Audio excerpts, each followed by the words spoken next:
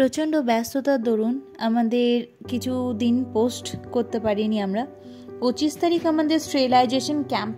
ওই দিন বেশ কিছু মানুষ তাদের অসুস্থ অসহায় বাচ্চাগুলিকে চেক আপের জন্য নিয়ে এসেছিলেন। সৌরভ স্যারের সহায়তায় সম্পূর্ণ স্টেরিলাইজেশন ক্যাম্পটি সাকসেসফুলভাবে আমরা করতে পেরেছি। ধন্যবাদ আপনাকে, আপনি না থাকলে আমরা এইভাবে কাজ করে যেতে পারতাম না। এই ল্যাবটির ফুল বডি প্যারালাইজড হয়ে যাওয়ার কারণে এই দাদাটি ল্যাবটিকে সৌরভ স্যারকে দেখানোর জন্য নিয়ে এসেছিলেন। ওর চিকিৎসা শুরু হয়েছে।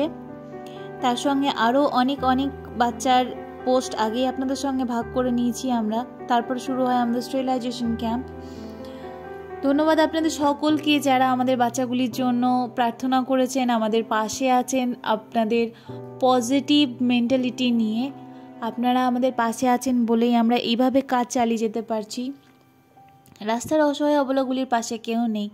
তাদের প্রপারলি স্টেরিলাইজ না করলে প্রচুর জনসংখ্যা বৃদ্ধি হয় এবং তারা বিভিন্ন ধরনের রোগে আক্রান্ত হয়। স্টেরিলাইজেশন সবথেকে সেফেস্ট ওয়ে তাদেরকে ভালো রাখার, এটা আমাদের মনে হয়। কারণ রাস্তার বেশিরভাগ কুকুরই খেতে পায় না এবং বাচ্চা দিতে গিয়ে তাদের বিভিন্ন ধরনের সমস্যার সম্মুখীন হতে হয়। আনহাইজেনিক জায়গাতে বাচ্চা দেওয়ার কারণে বাচ্চাও মারা যায় এবং মা কুকুরদেরও বিভিন্ন ধরনের ইনফেকশন হতে পারে।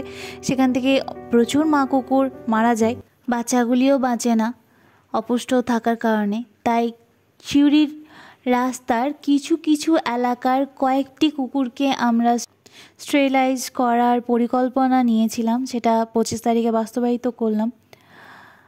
সবাইকে তো আমরা স্টেরিলাইজ করতে পারবো না, তাই সিউড়ির কিছু জায়গা আমরা বেছে নিয়েছি এবং সেখান থেকে কয়েকটি কুকুরকে আমরা স্টেরিলাইজ করালাম যেন তারা ভবিষ্যতে ভালো থাকে, তাদের পায়োমেট্রার মতো কোনো রকম রোগ না হয়, তাদের ভ্যাজাইনাল কোনো সমস্যা না হয় এবং তারাও সুস্থভাবে বাকি জীবনটা কাটাতে পারে।